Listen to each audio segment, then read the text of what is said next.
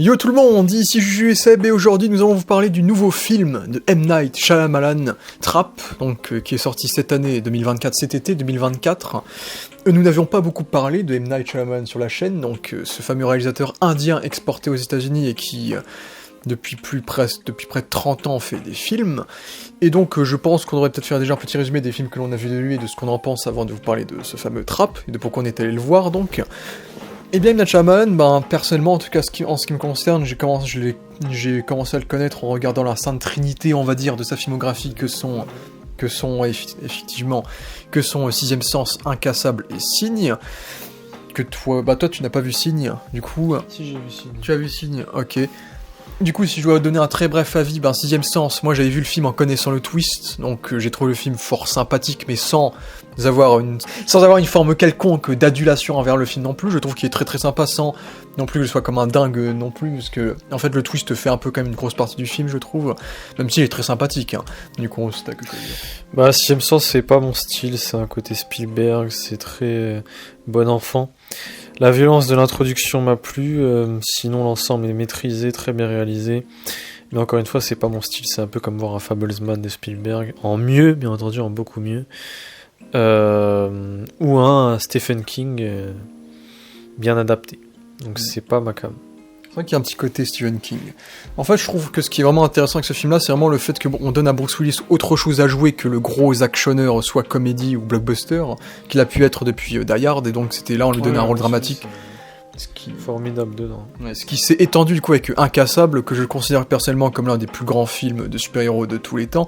Un film visionnaire, on va dire, parce que c'est un film qui critique entre guillemets un peu le format du super-héros avant même qu'on ait une profusion de films de super-héros comme on en a actuellement. Donc un film qu'on peut vraiment qualifier de comic book movie sans qu'il soit adapté d'aucun comics, vu qu'on reprend plein de codes de partout des comics dans ce film-là, pour donc proposer cet univers très réaliste de super-héros entre guillemets, où un doit être un héros et l'autre le méchant, qui finit sur un twist également, qu'on peut deviner, mais même en le devinant, je trouve que ça donne une seconde clé de lecture au film, qui le rend pas désagréable à regarder au final, parce qu'on est sur des personnages assez complexes, et qui fonctionnent beaucoup avec quelque chose qui est très intéressant avec Shyamalan, c'est les codes couleurs, c'est qu'il joue beaucoup avec les codes couleurs par exemple, et je trouve que dans son cinéma de manière générale, quand on parle de Sixième Sens, qui est très axé, c'est un film de fantôme entre grosses guillemets, un film de super-héros ou un film d'invasion avec signe, ou tous les autres concepts qu'il a tenté, c'est qu'il y a toujours une échelle moindre en fait, on est toujours sur une échelle assez terre-à-terre humaine dans ces films, qui fait que oui, on t'introduit à un concept presque divin, mais il y a un traitement tellement humain du concept et réaliste dans un sens, qui fait que le film est très palpable, et puis il y a une simplicité dans la mise en scène et un travail dans le travail du plan fixe, du découpage, etc., qui fait que, en tout cas pour moi, me concernant, Incassable, pour moi c'est un film culte, et c'est dans ces grands films qu'on n'a toujours pas oublié à l'heure actuelle. Ouais, Incassable, c'est le meilleur film pour moi de Night Shyamalan. Et j'ai adoré l'introduction avec cette dualité d'introduire le personnage de Glass à travers un miroir.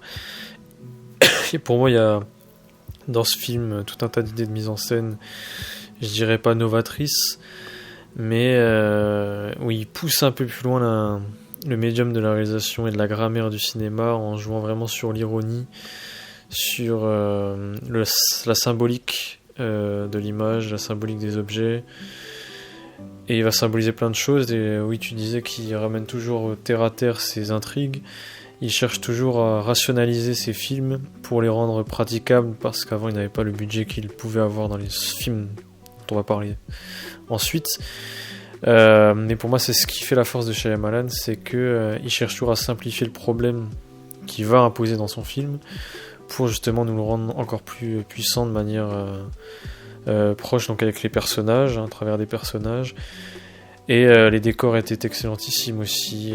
De faire simplement une scène autour d'un stade, c'est pas le décor incroyable, mais ça suffit pour créer de la tension, parce qu'il y a des figurants, il y a tout un tas de choses. Donc c'est un film qui est très bien pensé, on voit que c'est un réalisateur qui sait créer une scène, spatialiser une scène. Et enfin, je pourrais souligner la scène des décombres du train, qui est l'illustration de ce que je dis sur ne pas montrer le crash du train, mais montrer ce qu'il a causé. Voilà. Surtout avec le fameux plan du coup de l'hôpital, où il y a le cœur qui bat de l'homme et le sang qui ressort de plus en plus, pour montrer que c'est le dernier qui reste, et que donc David Dunn est le dernier survivant. Mais on a aussi toutes ces... Ah tous oui, les... non, mais toute Donc on a l'intro, toute l'intro, ouais. Très bien réfléchi. Ouais, puis la superbe musique de James Newton Howard aussi, qui est très mémorable, sans oublier, comme on l'a dit, les codes couleurs.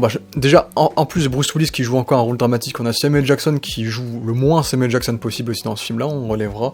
Et je pense que c'est peut-être son meilleur rôle, en tout cas de ce que j'ai vu de lui. Bon, j'en ai quand même vu pas mal, j'ai envie de dire. Samuel Jackson qui est inquiétant. Alors pour moi, il a toujours eu ce regard où il pouvait l'être. Il avait joué, je crois, avant, dans Jackie Brown de Tarantino. Oui, il pouvait être inquiétant par certains regards, mais ça restait encore dans le registre comique. Là, il n'est plus tout dans le registre comique, plus ironique, si on regarde un peu d'humour. Et oui, c'est peut-être son meilleur rôle. Moi, je préfère peut-être le Bruce Willis de Sixième Sens, où il était quand même un peu plus dramatique. Mais bon, le Bruce Willis qu'on aime voir, c'est aussi celui-là. Donc si je dois choisir subjectivement, je mettrais plutôt Sixième Sens, mais encore, moi, j'ai d'autres choix. Je pense au Tarantino. Et ce que je voulais dire, c'est que ce film amène la vibe années 90-2000 et fait parfaitement la transition avec la nouvelle époque. Il y a dans la BO, pour moi, elle fait parfaitement la transition entre l'orchestral, le classique qui était présent dans Sixième Sens, je sais pas qui composait Sixième Sens, donc amené notamment par l'inspiration du grand Spielberg. Et là, on le ramène à l'hip-hop, au hip-hop, dans Incassable. Ensuite, il nous a proposé son film d'invasion qui s'appelle Signe, avec Mel Gibson, ce qui a un peu attiré les foules, surtout après le succès de ces deux précédents films, et Joaquin Phoenix au passage, qui est jeune. Et donc Signe aussi, je trouve que c'est un très bon film, qui là aussi, on te parle de film d'invasion, et au final, c'est un film qui se ramène beaucoup plus de façon terre-à-terre sur une famille, sur toute la question de la croyance, vu que c'est un pasteur, il me semble que Mel Gibson joue un pasteur en plus, avec son fils qui est un petit peu impulsif, etc. Le fait qu'il ait ces espèces de formes qui rappellent presque les marques au sol qu'on peut retrouver dans les pays sud-américains, par exemple, qui sont marqués par les aliens et qui pourraient évoquer cette théorie-là. Mais vraiment, c'est vraiment plus un film qui questionne la foi, encore une fois avec une très très bonne musique qui est très inquiétante et qui peut faire peur quand on est gosse. Non, j'ai pas vu le film quand j'étais gosse, mais je sais que la scène où t'as l'alien qui passe à la télé en mode fan footage, ça fait cauchemarder certains jeunes. Mais oui, je trouve que Signe, c'est un très bon film. Après, on peut retrouver des facilités, peut-être des choses qui peuvent déranger, comme le point faible de l'eau, des trucs un peu comme ça, qui montrent que la Terre ne se... Après, c'est un peu une thématique qui est là pour nous montrer que la Terre ne se laissera jamais battre par des aliens, en fait. Donc ouais, les géoglyphes, donc voilà, mais je trouve que c'est surtout un très bon film thématique sur le questionnement de la foi d'un pasteur, notamment, qui va se retrouver face à ces aliens, en fait, et c'est ça qui est intéressant dans ce film d'invasion, qui est au final un film qui est très, très intime, du coup. Moi, ce film m'a beaucoup fait penser à Contact. On suggère tout un tas de choses, principalement les aliens. Et on met longtemps à enfin avoir une révélation. Moi, je me souviens avoir été un peu déçu de la fin, du côté costumé des aliens. Il me semble qu'il était en CGI. Il était en CGI, moi j'avais senti du costume. Mais il y avait des plans plus rapprochés où, à mon avis, il y avait quand même des costumes. Mais ce qui m'a dérangé, c'est qu'on le voit tant, et c'est que ce soit si... il y a un côté banal à la fin, c'est que c'est dans la maison, et du coup l'éclairage est très naturel, et de mettre un alien comme ça, ce soit en CGI costumé, ça faisait un peu... je vais pas dire fake, mais ça rappelait vraiment les montages qu'on pouvait avoir dans les années 2000, notamment quand il y a eu la mort de Michael Jackson, c'est tous ces montages totalement fanatiques, et qu'on peut voir encore aujourd'hui avec les ovnis, tout ça, où il y avait un côté fake, mais en même temps j'aimais ça. Donc ça fait que le film, pour moi, répond à ça.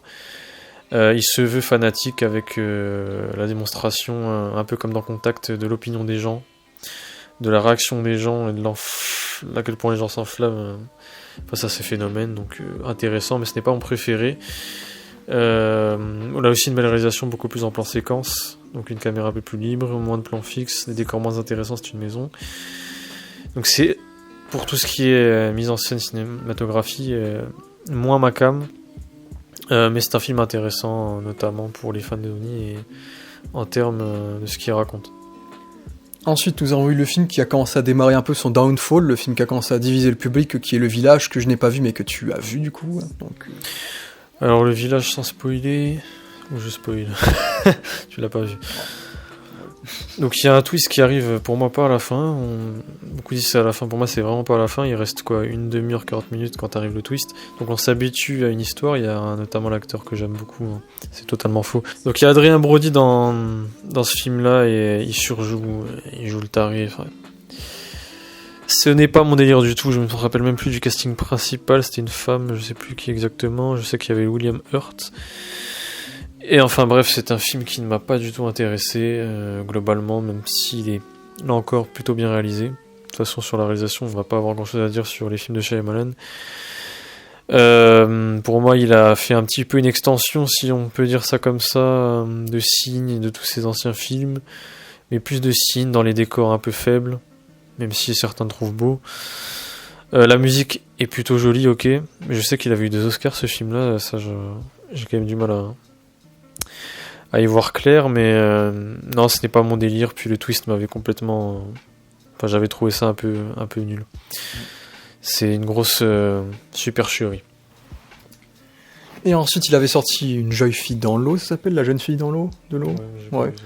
Qu'on n'a pas vu, donc on va pas commenter, mais on sait que c'est vraiment le film qui a encore plus enfoncé son downfall jusqu'à qu'il commence à faire des films peut-être un peu. Oui, encore le village a été apprécié. Hein. Ouais, bah après c'était le début de la division en fait, parce que je trouve qu'il y a beaucoup de personnes qui sont divisées quand je vois la sphère du net, quoi, mais La jeune fille dans l'eau, je sais que beaucoup de personnes ont vraiment pas aimé le film à l'époque, et que c'est un truc qui divise de fou aussi. Après, pour le coup, ce sont les deux seuls films de Shyamalan que je n'ai pas vu, que j'ai envie de voir, du coup. Parce que ça reste encore dans la veine de Shyamalan, c'est encore dans ça. T'as envie de voir quand même J'ai envie de voir les deux quand même. Parce que vraiment le village, parce que c'est avant sa période de blockbuster, quoi. Je vois rien de marquant à ce film, il m'a pas du tout marqué.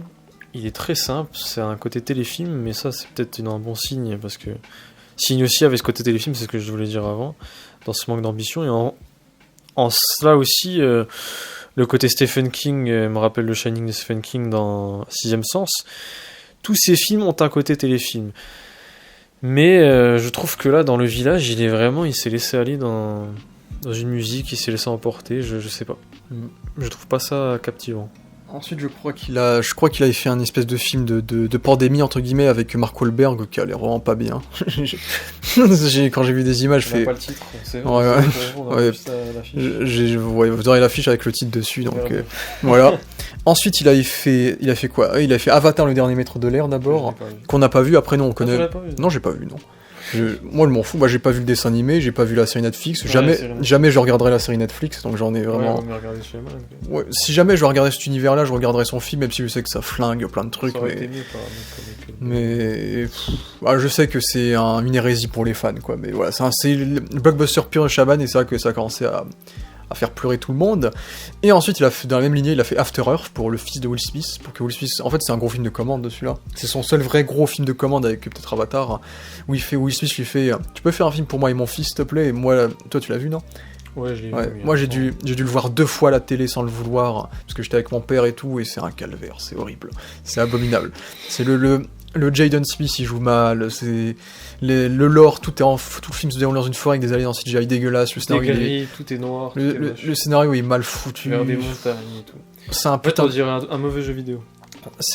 On a essayé de faire Avatar, mais pas avec des gars bleus, quoi. Non, mais là, même Avatar. Non, mais ce film, c'était ignoble. On va dire. Non, c'était un calvaire. Peut-être vous le revoir, je pense, parce que... non, pas moi. Le seul truc à dire, c'est que Will Smith, il a pas un rôle comique, c'est juste ça. Il joue une espèce de colonel un peu déter, à part ça. Non, mais regardez Ali, si vous aimez Will Smith, regardez Ali. Oui, après Will Smith, il y a beaucoup plus à recommander. Non, mais je trouve qu'il a pas une carrière exceptionnelle. Que After Earth, enfin, mais... Je trouve qu'il a vraiment une carrière... Oui, il a pas la carrière du siècle, mais il a quand même plus de... Voilà, pas terrible. Il se répète moins qu'un Ryan Reynolds, par exemple, tu vois. De temps en temps, de temps en temps, il te fait des rôles dramatiques, des trucs comme ça, tu vois, ouais. Ça se termine. Ouais. Et du coup, il est revenu à un budget beaucoup plus moindre, en faisant donc le fan footage, donc on entend le concept du fan footage avec The Visit, qui, je trouve que c'est son meilleur film depuis aujourd'hui, depuis qu'il est revenu. Depuis qu'il est revenu, je pense. Donc depuis The Visit, pour moi, depuis The Visit, il a pas fait meilleur film, je pense. Okay. Donc en termes de level, parce que The Visit, pour moi, on se rapproche du niveau de ses premiers films, en tout cas qu'on a vu, et le concept du fan footage est super bien utilisé, vraiment le délire de on est sur des enfants, donc on est du point de vue des enfants. Donc le twist est excellent. Ouais, on a un twist des enfants qui vont aller voir leurs grands-parents, chez leurs grands-parents, et donc ils vivent leurs vacances chez leurs grands-parents, et il y a un twist, et il y a un truc de ouf, et ça devient presque du film d'horreur un peu très très viscéral en fait. Et oui, c'est un film. Moi, je l'ai regardé vraiment comme ça après avoir vu Split par exemple, et franchement, je me suis pris une petite claque. J'ai trouvé ça vraiment super bien foutu et efficace. Ouais. Efficace. Très très bien. C'est pas le film de la réa de Shyamalan que je mettrais en avant pour sa qualité filmique, parce que c'est du fan footage. Après, je dis pas que les films en fan footage de fait moins bons. Hein. Moi, je vous recommande Creep sur Twitter, sur Netflix. Ils ont annoncé une série télé, d'ailleurs. Est-ce que ce sera avec le même acteur? Il est excellent, cet acteur. Avec le même. Ouais, donc, un épisode 1K. Je sais pas si je regarderai la série, mais du moins, je vous conseille les 2 premiers qui sont sympas. Le 2, j'ai moins accroché, mais bon. Si vous aimez ce style-là, il y a plein d'autres films comme ça. Moi j'ai beaucoup aimé The Visit, j'ai toujours essayé de rechercher un peu ce style-là. Il y a aussi le film Netflix qui a été plutôt intéressant, je vais pas dire très bon. Je veux juste en finir, voilà. Donc c'est un film un peu dépressif, mais pas vraiment. Et du coup, il se rapproche de The Visit, parce que The Visit, dans le sens, pas sans dire qu'il est dépressif, c'est un film qui va devenir inquiétant. Pour moi, là où tu dis qu'à partir du twist, on change de registre, je suis pas tout à fait d'accord, dans le sens, pour moi, dès le départ, on instaure pour moi, on change pas de registre. Pour moi, tout le film est un peu dans le même style. C'est qu'on se rend compte qu'il y a un problème. Vraiment, on est dans l'horreur pour moi tout le film. Mais ça monte crescendo, et oui, c'est vrai que le twist, il amplifie la chose. Excellent, d'ailleurs, on peut pas le spoiler. Non. Parce que ça gâche le film totalement. On pourrait, mais on va pas le faire. C'est ridicule. Mais voilà, et moi, la peur des vieux. Donc ça a fonctionné sur moi, parce que quand j'étais petit, les maisons de retraite, etc. Donc ça, c'était ce qu'il me fallait. Après, si j'ai un petit bémol, je trouve que les jeunes jouent bien. Mais le côté rap du gamin, même si c'est bien utilisé sur le générique de fin notamment, et sur certaines séquences où c'est plus ingénieux que le reste du film en termes de cinéma, un peu saoulant. Et oui, il y a des bonnes prises horrifiques, notamment une prise où il y a une caméra fixée, etc. Je sais pas. Ceux qui l'ont vu le sauront. Ensuite, on a eu le nouveau gros succès populaire, en tout cas de Shyamalan, qui est Split, avec James McAvoy, qui est un film que j'apprécie. Je trouve que c'est un bon film et que c'est dans la lignée de ce qu'il a pu faire. Mais je suis pas comme un ouf dessus, quoi. C'est surtout un film de performance par rapport à James McAvoy qui joue plein de personnalités différentes. Et le fait qu'il fasse une pseudo-revisite un peu éloignée de La Belle et la Bête par rapport à Anya Taylor-Joy, que j'ai connu dans ce film-là d'ailleurs. Et James McAvoy qui joue une sorte de bête, donc on est un peu sur La Belle et la Bête, et à la fois on est sur un film d'horreur un peu huis clos prison, prise d'otage, donc c'est un film qui est assez complexe dans ce délire-là, mais après c'est pas non plus mon style, mais la fin a fait que j'étais curieux de voir la suite, donc l'avènement d'Anya Taylor-Joy. Anya Taylor-Joy. Joy, putain. Et non pas celle de James McAvoy qui avait déjà fait ses preuves sur les X-Men. Très bon film, je l'ai vu que 2 fois, The Visit je l'ai vu 3 voire 4 fois, donc c'est pour dire la différence. Non, The Visit je l'ai vu 3 voire 4 fois, et celui-là, Split, je l'ai vu 2 fois, la deuxième fois maintenant en plus, c'est pour dire, c'est un film qui se voit pour moi one shot, une fois qu'on a révélé ce qui va se passer, c'est beaucoup moins intéressant parce que ça reste un peu prévisible. On va parler d'ailleurs de Ventrap pour la suite. Excellent dans l'horreur qu'amène la performance de James McAvoy qui fait peur, donc c'est la plus grosse réussite du film pour moi, les effets spéciaux du peu qu'il y en a sont impeccables. La réalisation, c'est pas la meilleure, c'est pas la plus saisissante. Puis, pas son meilleur film, mais pour les points que j'ai énumérés, il mérite le coup d'œil, c'est un film d'enlèvement. Donc à voir une fois, au moins une fois. Et donc ensuite, on a découvert que Split faisait partie de l'univers de Incassable, et que donc ce deuxième film allait se conclure par une trilogie, qui est donc par le film Glass, qui est sorti juste après. Je pense que, subjectivement, je préfère Glass à Split, juste parce que c'est un film qui est plus super-héros, on va dire. Spoiler. En vrai, tout le monde le sait maintenant. Oui, bien sûr. Il est dans la fiche de Glass, c'est bon. Parce que le film, avant, il a pas vraiment de twist, à part ça, hein, mais ça, c'est un twist temporaire, quoi, parce qu'après, il y a le film d'après qui arrive. C'est un twist qui n'était même pas nécessaire.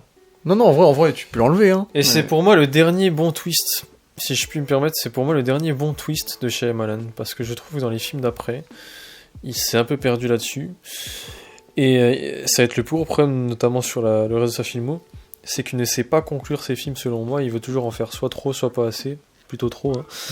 Et avant il avait ce twist efficace qui lui permettait de finir ses films parfaitement.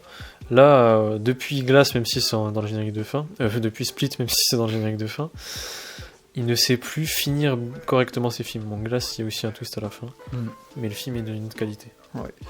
Du coup, Glass, c'est un film que j'apprécie, mais je suis conscient qu'il y a beaucoup de défauts, notamment le fait que je trouve qu'ils mettent un peu trop de côté David Dunn, donc le personnage de Bruce Willis, par rapport aux 2 autres. Le fait que le temps d'écran des 3 personnages principaux sont pas très bien partagés, il y a beaucoup trop de scènes avec James McAvoy. Ça se voit qu'il profite beaucoup trop de son jeu d'acteur, de sa performance, et du coup il en met un peu trop par rapport aux autres, et je trouve que ça nous fait perdre un peu de temps d'écran pour les autres. C'était pas le début de l'ère Bruce Willis malade. Bruce Willis, oui, il y a des chances que Bruce Willis était déjà un peu malade, mais ça on le savait pas avant quelques années encore. Mais en tout cas, c'était le moment où Bruce Willis commençait à jouer dans des directs DVD. Là, c'était un peu l'une des quelques exceptions des films un peu plus auteurs, etc. qu'il faisait durant la fin de sa carrière. Et du coup, je dirais que le souci, le twist va beaucoup diviser encore une fois, même si moi j'aime bien le twist, même si j'ai 2-3 soucis avec, mais j'aime bien le fait qu'on assume un peu plus le côté super-héros, en mode on a un super-héros, on a un anti-héros et on a un vilain, et donc on joue sur ce côté-là, on met des organisations criminelles, on assume vraiment à fond le côté comics en fait avec ce film-là, crossover, sauf que de faire quelque chose à la Avengers, il te fait l'anti-spectaculaire en te faisant une espèce de huis clos intimiste dans une asile psychiatrique, avec des très beaux jeux de couleurs, du rose, etc. Donc ce qui fait que le film est très intéressant vraiment dans son échelle, dans la manière dont il traite un peu les personnages, mais le problème c'est que je trouve que tout est très mal départagé par rapport aux personnages, même s'il y a des scènes de tension qui marchent très bien pour rien, quoi. C'est que, genre, la séquence, t'as juste l'autre gars qui lâche la lampe au-dessus des genoux de Glass, t'as la tension, quoi. Ou même l'autre qui va choper sa cape verte avant de partir au combat, tu vois, c'est la simplicité qui offre les moments de frisson à un film qui je trouve, en vrai, assez mitigé par rapport au résultat qu'on a vu avec Incassable, par exemple, en fait. Donc, je trouve que c'est un film qui est divertissant, qui est bien, mais qui loupe un peu le coche d'avoir une trilogie vraiment extraordinaire, j'ai envie de dire. Incassable. Moi, je n'avais pas vu Incassable quand j'ai vu Glass, donc ça fait que je pouvais pas être déçu d'Incassable. Enfin, que ce soit la suite moins bonne d'Incassable. Moi, j'avais bien été happé par l'ambiance, j'avais trouvé ça plutôt inquiétant, j'avais plutôt apprécié l'ensemble, même si la fin m'avait déçu, parce que le twist m'avait un peu déçu lui aussi, et que j'avais trouvé ça un peu léger. Le film, je crois, qui dure moins de 2 heures, qui conclut d'une manière un petit peu abrupte l'arc de ses personnages, et qui s'en débarrasse presque, mais s'intéresse beaucoup plus, c'est peut-être beaucoup trop, à des séquences, à du stylisme. Pour moi, là, il se perd un peu dans son stylisme, mais au moins, c'est un des derniers films de Shyamalan, il a un vrai stylisme, parce que je trouve qu'après, on va le perdre un petit peu. C'est de la belle réalisation, mais sur un autre registre. Moi, c'est ce qui me plaisait aussi, c'est son stylisme sur les couleurs, sur des pseudo-huis clos. Hein, là, ce sera le cas d'une prison, principalement. Une prison-hôpital, je crois, je sais plus. Il y avait des superbes plans. Donc moi, j'avais bien aimé ce film de réalisation étant jeune, mais je l'ai toujours pas revu. Et il ne m'a pas tant marqué, là, c'est pour dire, j'ai presque aucun souvenir. Moi, le seul souvenir que j'ai, c'est une scène dramatique vers la fin, donc c'est un peu normal. Mais il m'avait bien happé, et oui, déception de ne pas voir plus Bruce Willis, surtout. Je vous conseille de voir Looper. Si vous aimez beaucoup Bruce Willis, un peu plus âgé, regardez Looper de Rian Johnson. Sinon, j'ai pas grand chose à dire sur Glass, je le reverrai. En ayant conscience que c'est moins bien qu'Incassable, notamment. Mais peut-être que je l'ai préféré à Split, je sais pas. Banana Split. Pour rien, aucun contexte. Et donc ensuite il est resté sur le surnaturel en nous proposant le film Old, qui est un film... Moi j'ai toujours du mal avec les films qui se déroulent sur une île, parce que pour moi, quand tu filmes une île au cinéma, je trouve que, surtout avec Lost, j'ai envie de dire, c'est ça qui a démarré ça, c'est que je trouve que ça rend kitsch. C'est qu'avec les plans, c'est que t'es dans une forêt, t'es sur une île, ça fait cheap parce qu'on dirait que t'avais pas de décor pour faire ton film. Mais là, c'est le contexte du film qui fait on a des vacanciers qui finissent sur une île et qui vont commencer à vieillir extrêmement rapidement. C'est un concept qui est super cool et je trouve que le Shyamalan met très bien en scène le concept. On a plein de variétés de l'exploration de ce concept-là sur les différents personnages qu'on a dans le film. Donc des séquences presque horrifiques, des séquences un peu plus touchantes, un peu plus creepy, etc., un peu plus dérangeantes. Même si ça se voit qu'il a pas forcément le budget de ses ambitions pour le film, parce qu'il y a des vieillissements qui sont pas forcément très bien faits ou des vieillissements qui sont un peu là en mode cache-misère, on planque le vieillissement. Bon, le truc pour moi qui est vraiment divisé avec ce film-là, c'est vraiment le twist de fin qui fait très épisode de la 4ème dimension en mode Sharknado, quoi. Je sais pas ce que je dis, mais c'est vraiment... Le twist est pas ouf, quoi. Le twist est pas ouf et je trouve que ça, c'est un truc un peu chipouné en vrai comme twist. Hein. Ça fait un peu twist de... sans attaquer la grandeur supposée de Stephen King, ça fait un peu twist de Stephen King. Ouais. Mais je trouve que ça dessert un peu le film, que je trouve bien. Moi, j'apprécie le film, mais voilà, je suis pas comme un ouf, je suis pas non plus comme un ouf, et le twist dessert un peu cette appréciation, on va dire. Old est un film admirablement bien réalisé. Je salue l'acteur principal, même s'il n'est plus vraiment principal au bout de 30 minutes de film, c'est Gaël Garcia, je crois. Bénal. Un truc comme ça, voilà. Ouais. Donc le père de famille. J'ai beaucoup aimé le début, l'ambiance, les 30 premières minutes, mais après ça part en décadence avec le concept du film, vous le connaissez, il est dans les bandes annonces. Old. C'est intéressant au début, je trouve qu'il amène ça peut-être un peu trop rapidement. Je trouve que ça manque de suspense. De ce que je me souviens, j'essaie vraiment de me souvenir de mes émotions quand j'ai vu le film, parce que je l'ai vu qu'une fois. Et après, ça me gave. Au bout d'1h15, il dure quoi, 1h45, peut-être même plus. Disons qu'à un peu plus de la moitié du film, je commence à en avoir ras-le-bol du concept. Et je sais à peu près comment ça va se poursuivre. Ça devient de plus en plus cauchemardesque. Sans que je déteste le tout, hein, c'est une ambiance, c'est quelque chose qu'on n'a pas vu avant dans le cinéma, donc ça je pense qu'on peut le saluer déjà sur le début de sa filmographie, sur l'ensemble de sa filmographie, c'est qu'il propose, il innove, et la réalisation est toujours aussi soignée, là-dessus j'ai rien à dire, mais le concept m'a épuisé, et puis le twist de fin m'a bien fait rire. Et ensuite, nous avons son avant-dernier film en date qui est Knock at the Cabin. Pour moi, c'est pas un super concept, cette famille qui vit dans une cabine, dans une cabane, dans une cabane. Et là, t'as des inconnus qui viennent les voir, les menacent et leur disent il faut que l'un d'entre vous se fasse tuer, que vous tuez l'un d'entre vous, sinon il y aura l'apocalypse. Et cette idée des 4 cavaliers de l'apocalypse, avec Dave Bautista notamment, qui prend le rôle principal de ses antagonistes. Et le fait qu'on voit un peu l'apocalypse d'un point de vue extérieur avec les écrans de télé, etc. fait qu'on est sur un film qui est assez intéressant, qui fait on s'attendrait à avoir une fin surprenante. En tout cas, je trouve que l'acting sauve pas mal le film. Bon, la réa comme d'hab est très très bien. Surtout que ce film-là est un peu plus brutal, il y a un peu d'action dans ce film-là, il y a un peu plus de violence. Mais je trouve que Dave Bautista joue peut-être l'une de ses meilleures performances, où il fait plein de monologues, il est censé jouer un personnage qui est aux antipodes de son physique, qui est plutôt calme. Et aussi, par exemple, du coup, le couple homosexuel, donc notamment Jonathan Groff, qui sont très bons. Et je trouve que c'est l'un des quelques films qui traite très très bien l'homosexualité sans qu'il y ait aucun souci avec ça. Surtout qu'on traite d'un film où on a des théories religieuses sur l'apocalypse, c'est les théories de la Bible, etc. Et là, t'as un couple homosexuel qui est relié à ça, et puis c'est plutôt intéressant. Mon souci, c'est que le film est trop linéaire. C'est que t'as ces personnages-là qui vont dans cette cabane et qui disent quelque chose aux personnages. Et à la fin de ce film, tu as exactement ce que ces personnages leur ont dit, en fait. Ce qui fait que ça manque de peps, ça manque de quelque chose qui rendrait le film surprenant, qui rendrait le film un peu plus intéressant en termes d'interprétation, parce que là, le film se termine comme ils nous l'ont promis, en fait.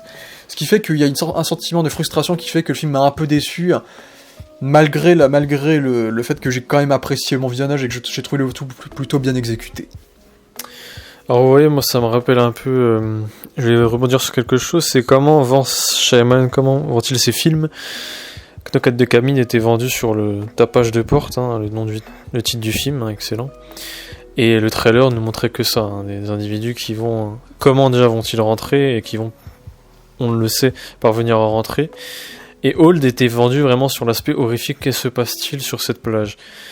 Donc c'est là où on amène aussi à ce que tu disais sur Incassable, sur Twentième Sens je crois, d'à quel point il rationalise ces films pour les rendre universels, parce que je pense que c'est la complexité déjà de sa mise en scène, parce que ça me rappelle Hold où il y a des plans séquences assez exceptionnels, malgré la qualité selon moi scénaristique etc. du film.